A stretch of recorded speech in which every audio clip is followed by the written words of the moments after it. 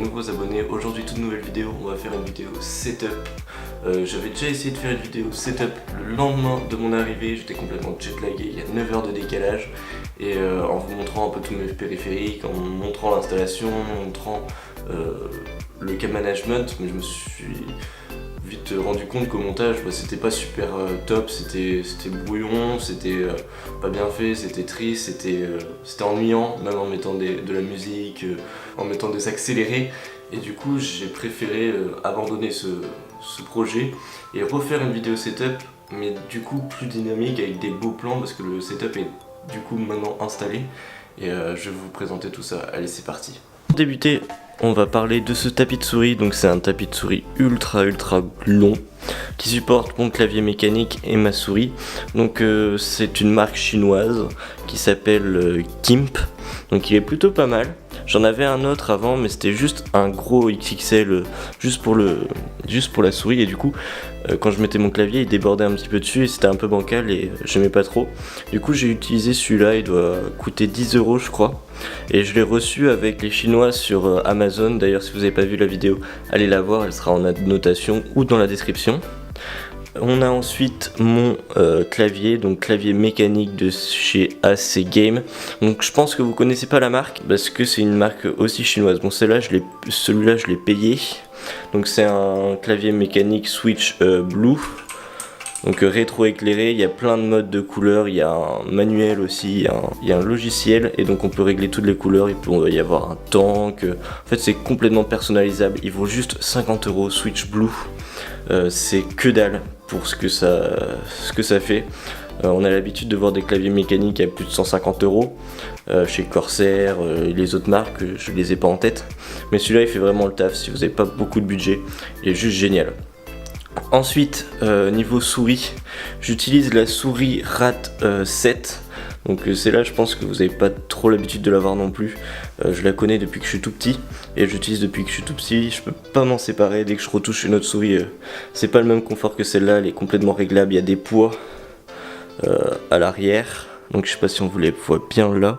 Ici, on peut les enlever, on peut les remettre.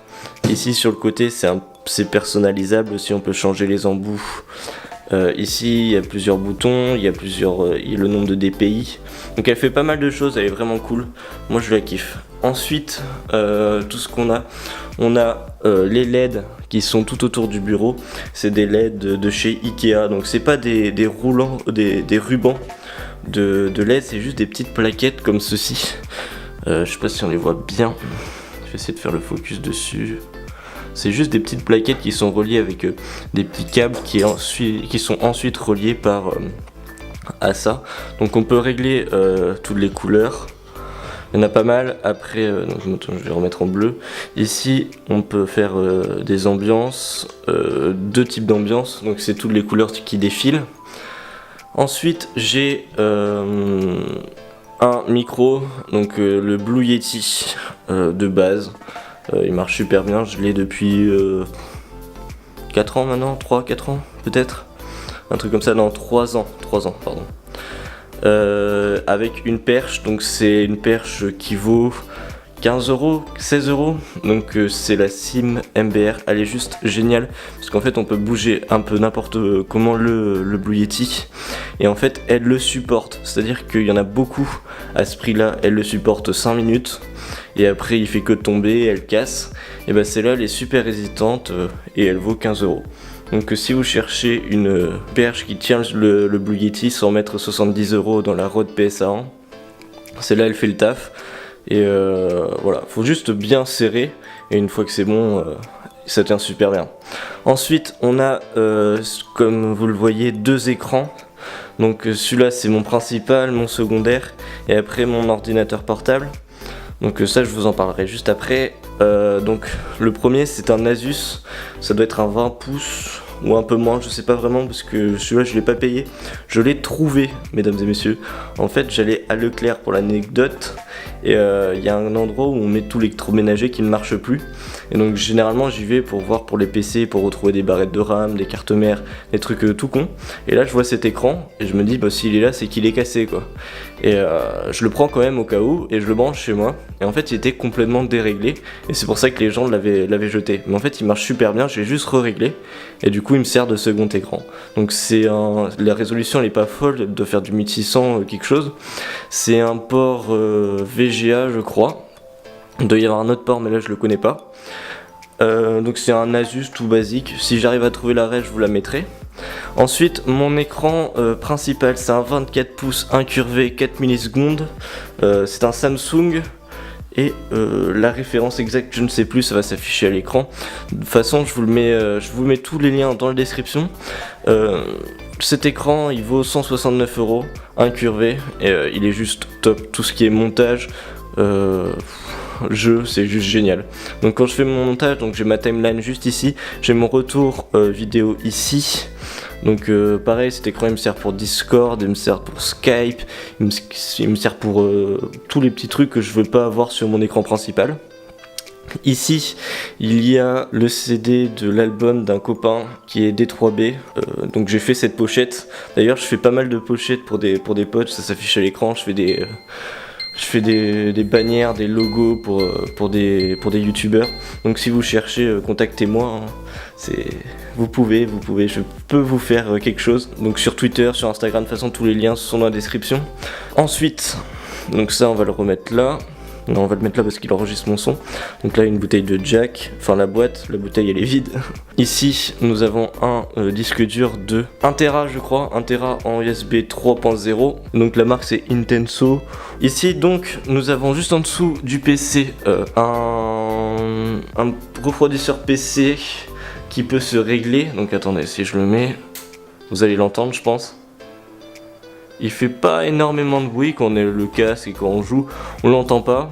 Donc il peut se régler, les ventilateurs se règlent, les ventilateurs sont rétro-éclairés, bon ça sert un peu à rien, ils sont rétro-éclairés rouge, ça sert à rien parce qu'il y a le PC dessus.